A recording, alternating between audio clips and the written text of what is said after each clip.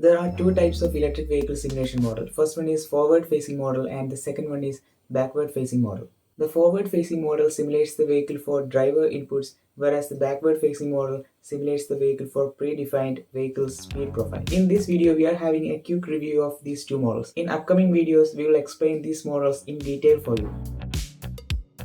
In the forward-facing model of electric vehicle, there will be a driver model as well, whereas in a backward-facing model, there will not be a driver. The forward-facing model simulates how the vehicle reacts to the driver's inputs such as steering, acceleration, and braking. So it requires inputs like driving cycle, a set of commands that represents the driver's behavior, etc. The model that represents the driver in the complete forward-facing model tries to follow the desired driving profile of the vehicle. It introduces the realistic driver behavior into the simulation. The output of the simulation will be the vehicle speed, position, and other dynamic responses. The forward-facing models are useful for evaluating drivability, control system performance, and the impact of driver behavior on fuel consumptions and emissions in the case of IC engine vehicles. They are also used in hardware-in-loop testing and powertrain component sizing optimization. But the easiest method to simulate the vehicle is using backward-facing model.